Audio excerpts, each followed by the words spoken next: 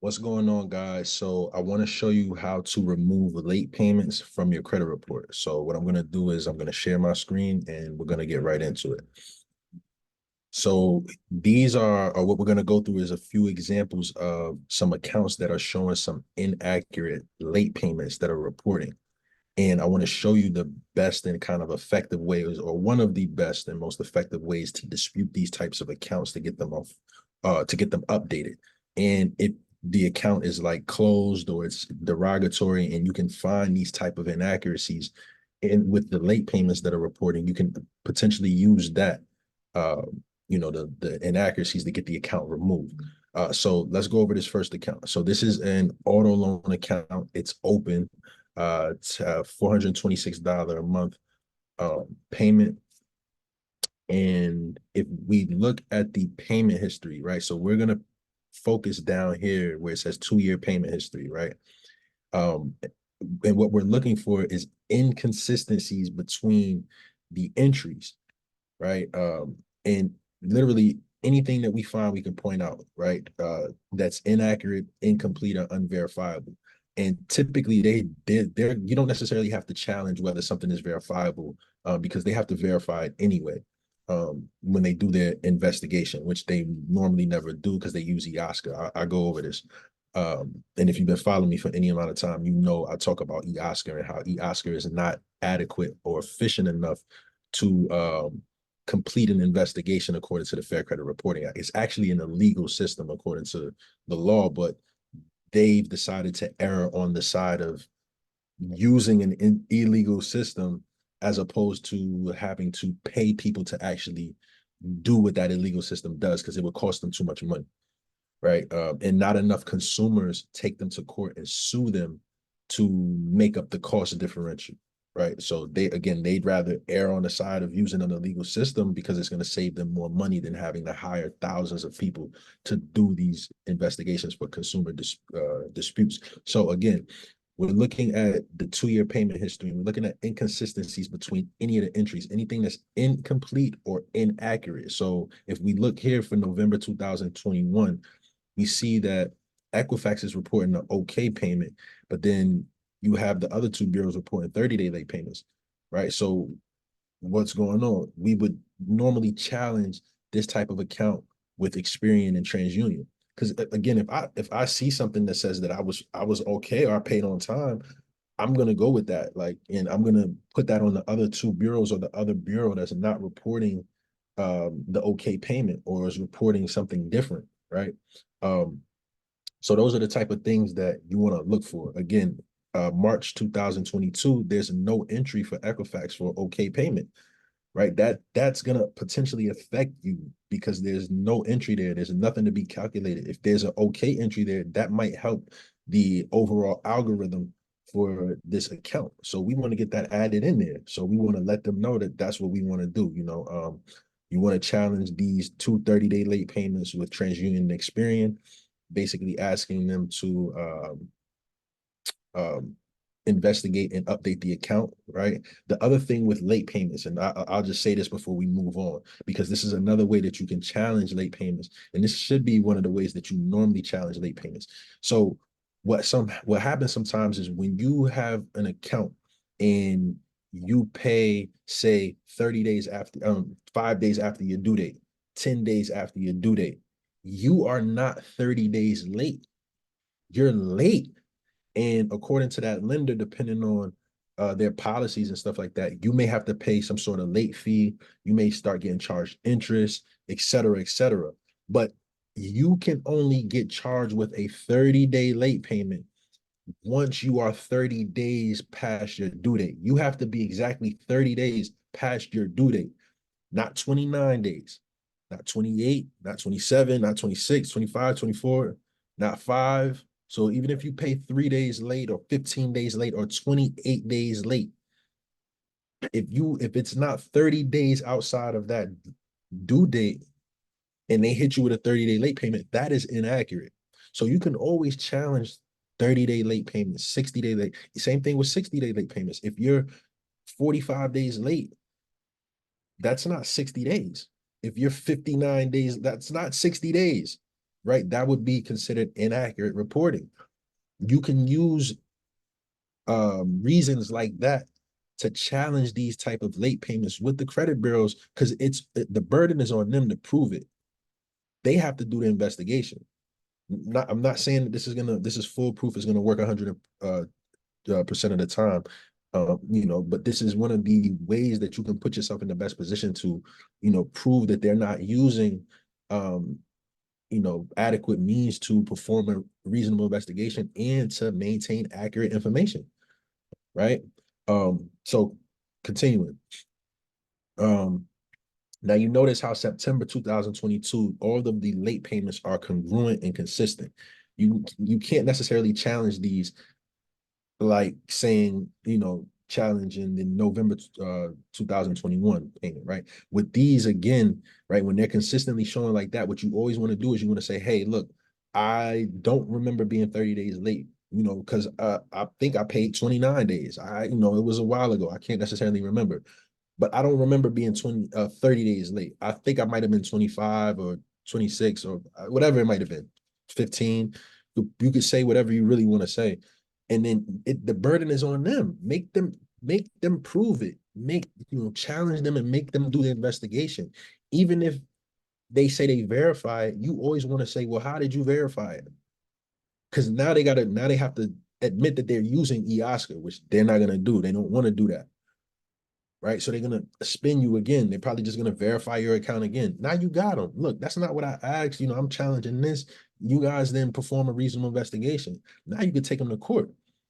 Right. So that's the setup. But again, back to getting these inconsistencies off. Now, October 2022, look how there's no entries for TransUnion or Experian, but there's an okay payment for Equifax. We need TransUnion and Experian to update this month for 2022 to okay, just like Equifax is, because y'all have no data then. November 2022, we got two 90-day late payments, right? And then Equifax has an okay. We need them to investigate. I don't remember being 90 days late. I think I was only 75 or something like that. I wasn't 90 days late. I need y'all to investigate this. You know what I mean? That can potentially help you get this whole section from November to September updated, because it might come back that you weren't 30 days late in this month, which means they got to update that to okay, which then means that they probably were saying that you were 60 days late. But that would have to be updated. And then if you wasn't 90, because if you wasn't 30 days late here, you're definitely not 90 days late here. That has to be updated too. So that potentially could update that whole section for you, right? And it's just about putting and articulating this in your letter, which is why I, put together the free late payment letter that you were able to download before watching this video. So make sure you use that letter to look at the late payments that you have that may be reporting inconsistently. Come back, watch this video, and use the letter and tailor it to your own situation, right? And again, so now we got two late payments for December. I mean, two okay payments for December and a 30-day late payment. So we're going to use these two okay payments with TransUnion and Experian, and we're going to let Equifax know, hey, Equifax, you're reporting a 30-day late payment for December 2022. I don't remember being late ever in that 30 days late in that month. As a matter of fact, the other two bureaus have reported this account is okay. I need you to do an investigation and update this account, this payment status to okay, right, to an on-time payment, right? And then again for January, February, right, we're gonna challenge and say, look, I don't remember being 30 days late. Again, I was 15 days, I was 5. I could have been 29 days late. But they have to prove that you were 30 days late. Put the burden on the bureaus to do what they're supposed to do. And again, they use an illegal system. They never really do what they're supposed to do. So if they don't do what they're supposed to do, you have means to prove that they're not in accordance with the law. We'll go over the law really quickly before we finish up with this. I'm not going to spend too much time on going over these accounts, but I'm going to show you another credit report. So here is a credit card account that's open. And again, look at February 2022, right?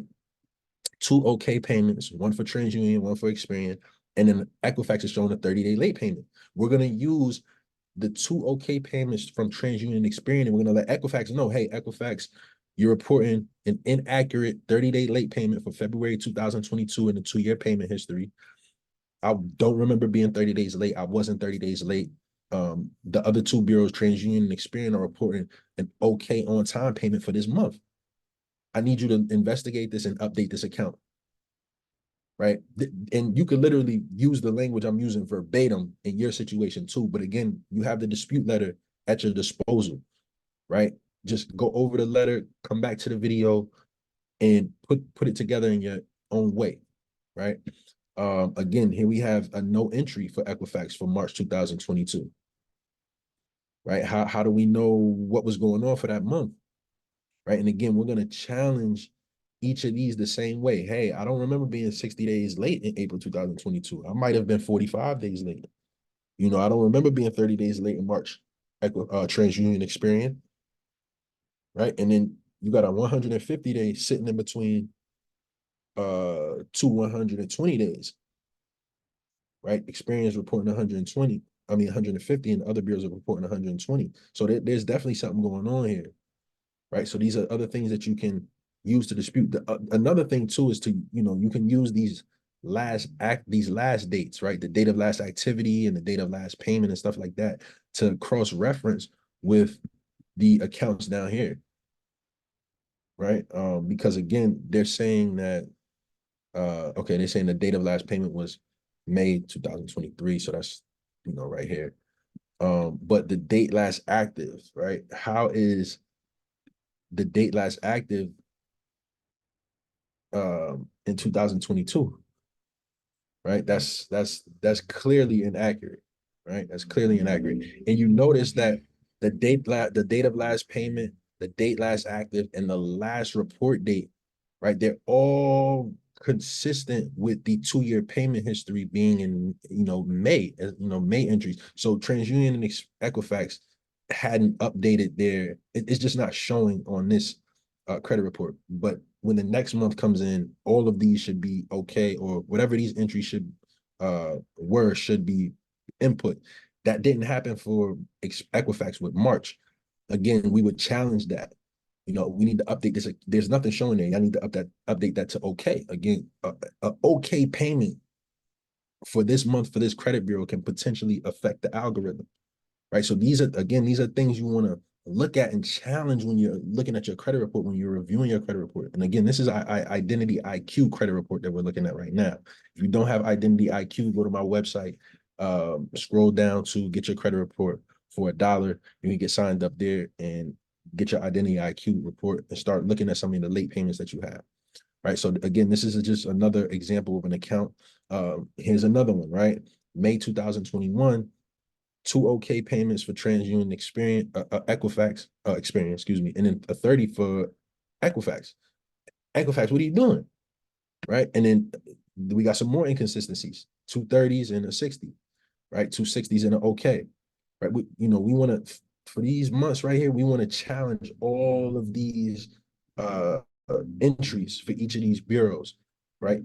In a way where we could potentially get this whole section updated to positive. Because again, there's too many inconsistencies. If you're getting data from the same furnisher, how are you guys reporting different information? Right. And then again, if we look at the last payment dates and the last dates, right? Dates last active, and look, they're all over the place. Right. We got August, we got April, we got November, right? Last reported up here. We got a December date. Like what's going on? Right. And again, we can see that over here. It looks like November.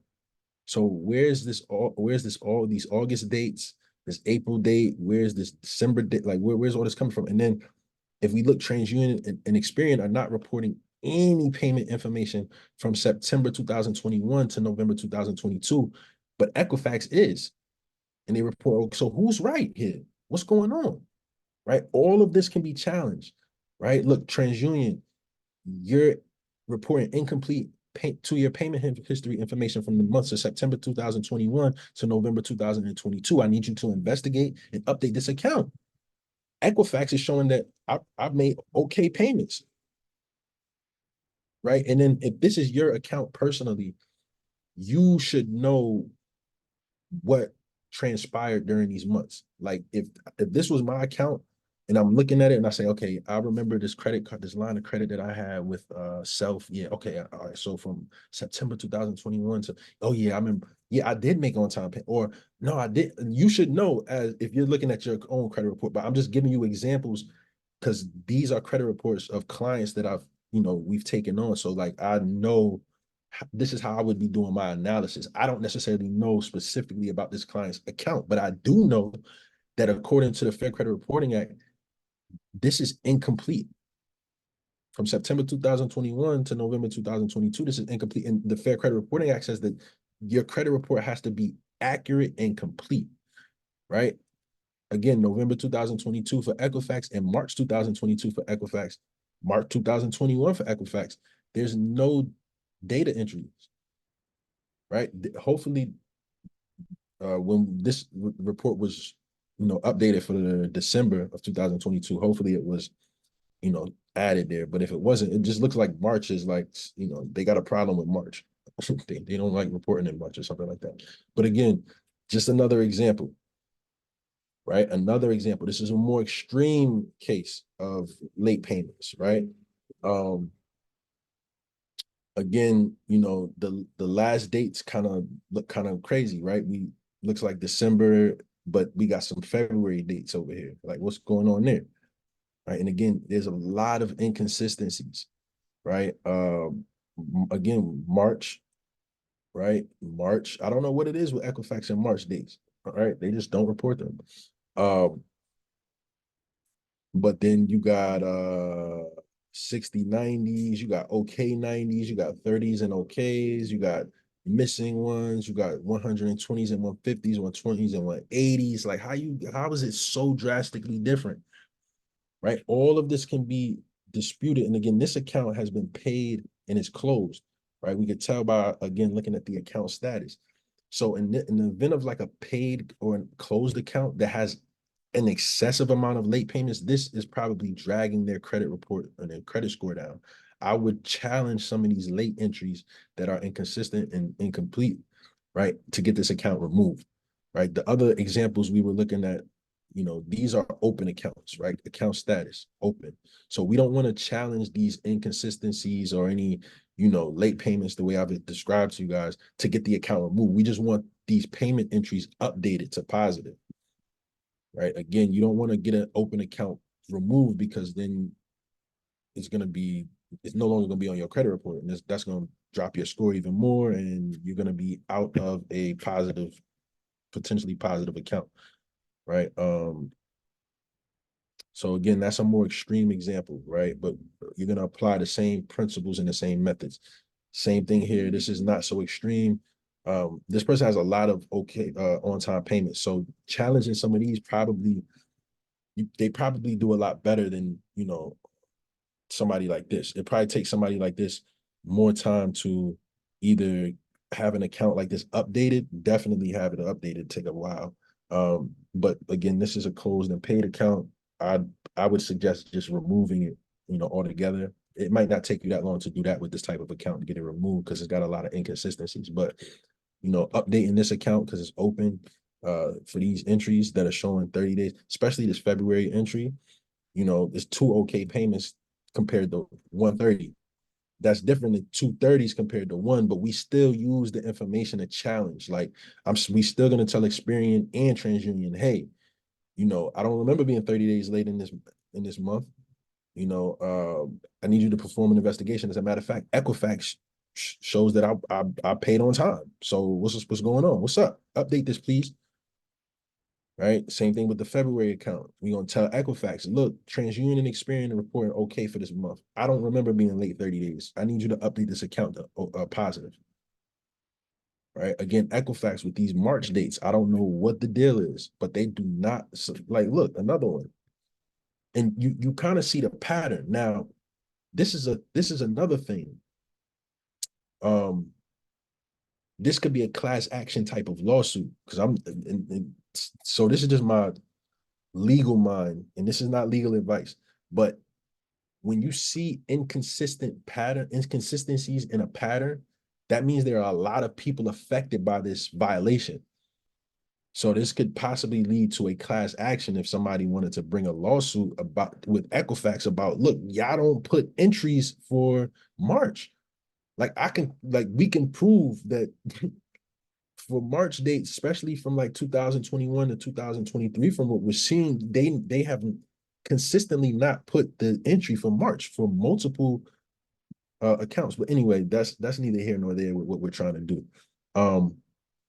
And then so with the Fair Credit Reporting Act, right? I always like to go over the Fair Credit Reporting Act just so I could kind of bring home what we're looking at and what we're doing and why we're pointing out the inconsistencies and the inaccuracies on the credit report. Because according to, again, and this is the Fair Credit Reporting Act, 15 USC 1681, Section E deals with compliance, right?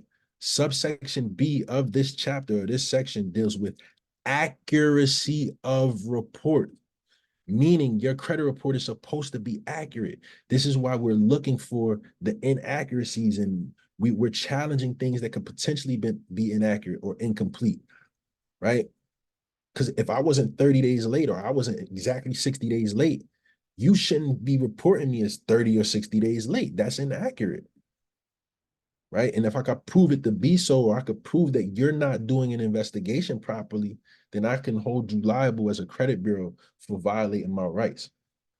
I have other videos that go into the, how to sue the credit bureaus and stuff like that, which get more into the legal side and some case law, right? And dig more into the Fair Credit Reporting Act. But I want to show you this particular section here, right? Which again deals with accuracy of report, and it stipulates for the credit bureaus, whenever a consumer reporting agency, TransUnion, Equifax, Experian, prepares a consumer report, it shall follow reasonable procedures to assure maximum possible accuracy of the information concerning the individual about whom the report relates. So they have to use reasonable procedures or follow reasonable procedures to assure maximum possible accuracy. Look, again, this is not maximum possible accuracy here, right? Like this is not maximum possible accuracy. This is not maximum possible There's many inaccuracies here, right? So this is why we challenge that way, because we're actually enforcing this particular section of the law when we point out those things, right? The next section deals with, which is 1681I, procedures in case of disputed accuracy. Again, so this is the procedure that the credit bureaus are supposed to use in case you as a consumer dispute the accuracy of your credit report, whether you're disputing things that are wrong, erroneous, incomplete, or inaccurate. This is what they have to do, but most of the time they're not doing this, right? So it says, Section A1A says, if the completeness or accuracy of any item of information contained in a consumer's file, like a late payment entry, at a consumer reporting agency like TransUnion, Equifax, or Experian, is disputed by the consumer, and the consumer notifies the agency directly or through a reseller, meaning you send them a written notice, like I'm notifying you that, this is incomplete or inaccurate, right? It says, of such dispute, the agency shall free of charge, meaning they can't charge you to do this. They actually charge the furnisher or the creditor, free of charge, conduct a reasonable investigation. They have to conduct a reasonable investigation into your dispute to determine whether the disputed information is inaccurate and record the current status of the disputed information, or delete the item from the file in accordance with paragraph 5 before the end of the 30-day period. Again, they have 30 days to do this. But what this section is saying is, if you as a consumer notify the bureaus that something is incomplete or inaccurate, they free of charge, they have to conduct what's called a reasonable investigation to determine whether that information is really inaccurate, or if it's verified. Normally they will verify it, or they have to delete it, right? This is what has to happen. Again, sometimes they'll verify it. You have to dispute it again. So with the letter that you put together, if you send it off to the credit bureau saying, hey, look, I'm disputing these late payment entries for X, Y, and Z reasons, I need you to investigate it and update the account to positive or delete the account from my credit file. They have to do an investigation. Normally they will come back and verify it. If they verify it, dispute it again. Say, send another letter out. I pull my credit report for the second time. After I've disputed these late payments, I checked to see what happened. I got your notice. You said you verified it. I looked again. There's still inconsistencies. These same inaccuracies are still reporting. I'm giving you a second chance to do a proper investigation according to the Fair Credit Reporting Act and update this account. Wait another 30 days, pull your credit report again, wait for their response. If they verify it again, that's when you sue them.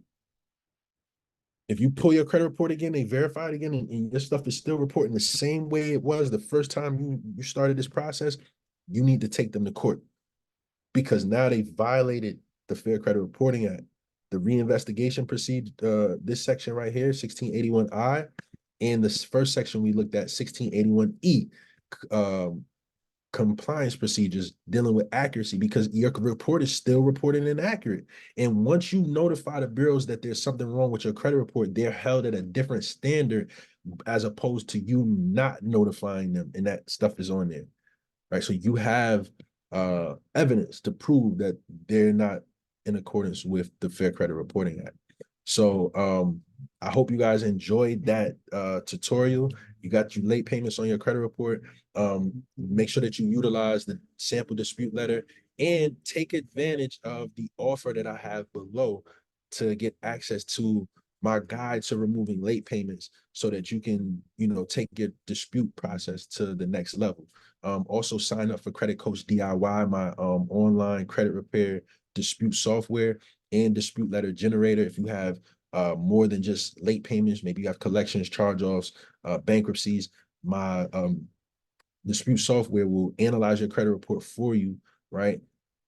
Identify the negative accounts, add the proper dispute reason that you need, put this all into letter form for you at the click of a few buttons, right? It saves you so much more time. So again, guys, take advantage of all that I have to offer so that you can help yourself improve your credit and take your finances to the next level. And I'll see you guys on the next on the other side. All right, peace.